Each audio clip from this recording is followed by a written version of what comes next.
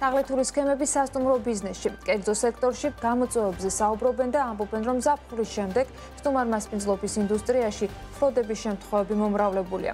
უფრო კონკრეტულად სასტუმროების წარმომადგენლების თქმით, სტუმრები სხვადასხვა ქვეყნიდან ჯავშნიან სასტუმროებს, წინასწარ ბარათით იხდიან თანხას, იღებენ მომსახურებას, შემდეგ კი ამ მომსახურებას ასაჩივრებენ. თითქოს მომსახურება საერთოდ არ მიუღიათ.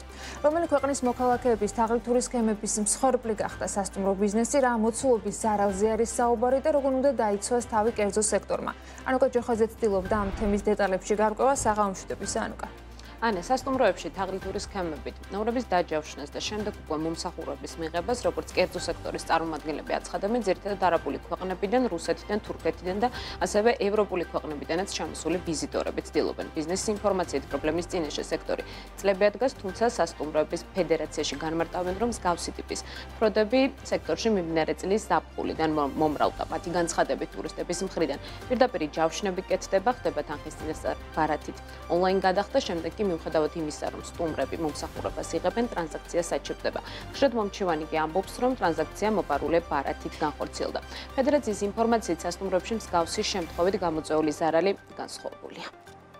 საკმაოდ ბევრი кейსია სხვადასხვა სასტუმროებში, როცა სტუმრები ფულის დაბრუნებას ითხოვენ და ითხოვენ, რომ ეს ჩვენ არ ვიყავით და სხვები იყვნენ, თუმცა სტუმრები ჩამოვიდნენ, მომსახურება მიიღეს და საკმაოდ ესეთი, რა ქვია, ბევრი ხარჯი გაწია სასტუმროებმა და საკმაოდ ბევრი кейსია სხვადასხვა სასტუმროებში. სხვა სასტუმროებს სხვადასხვა მიმართულებით აქვს ზარალი რა, ანუ ზოგადად 10,000, ზოგადად 15,000, ზოგადად 20,000, ზოგადად ცოტა მეტიც. მათ შორის იყვნენ როგორც რუსეთით მოქალაქეები, დუბაიდან გადახდები იყო, თურქეთიდან გადახდები იყო, ევროპიდანაც იყო გადახდები. დავები მიდის ეს თანხები ამ ეტაპზე ბანკებს აქვთ დარეზერვებული, გაყინული, სანამ არ გაირკვევა ესე ვთქვათ, ვინ მართალია და ვინ ტყუანი, იქიდან გამომდინარე, მერე გადაწყდება ბანკი გადაწყვეტილებას მიიღებს.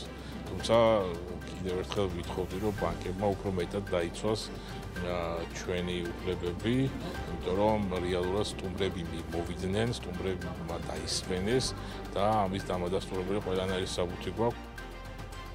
სექტორში თაღლითური სქემებით მომსახურების მიღების შემთხვევების შესახებ გვეყობა სასტუმრო შოთა რუსთაველის გენერალური მენეჯერი ნინო ჩუბინიძეც. მისი თქმით, შემთხვევების გახშირება ბოლო პერიოდში მის სასტუმროში არ შეინიშნება, თუმცა წლის განმავლობაში მსგავსი საჩივრები ვიზიტორების მხრიდან შემოდის ხოლმე. ნინო ჩუბინიძის განმარტებით, ამისით ვიზიტორები მომსახურებას იღებენ და სასტუმროები ზარალობენ, რადგან ბანკები მომხმარებლების საჩივრებს ძირითად შემთხვევაში აკმაყოფილებენ და მათ გადახდილ თანხებსაც უბრუნებენ.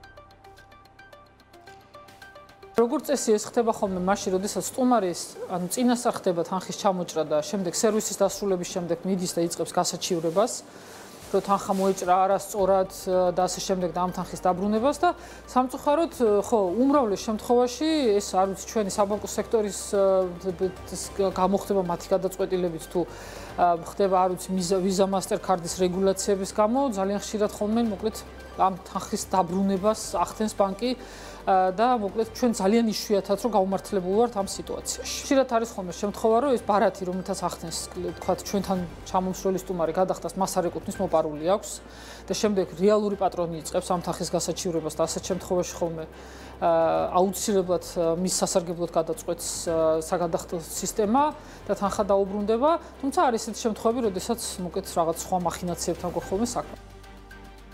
უფრო მეტი ინფორმაციის მოსასმენად სასტუმრო ბიზნესში არსებული ფროდების შემთხვევებზე BMG დაუკავშირდა საბანკო ასოციაციასაც, თუმცა ბანკების გაერთიანებაში შემთხვევებზე კომენტარი გაკეთებისგან ამ ეტაპზე თავი შეიკავეს. მადლობა ანუკა, ანუკა ჯოხაძე საუბრობდა საქმის კლუბის პირდაპირ ეთერში.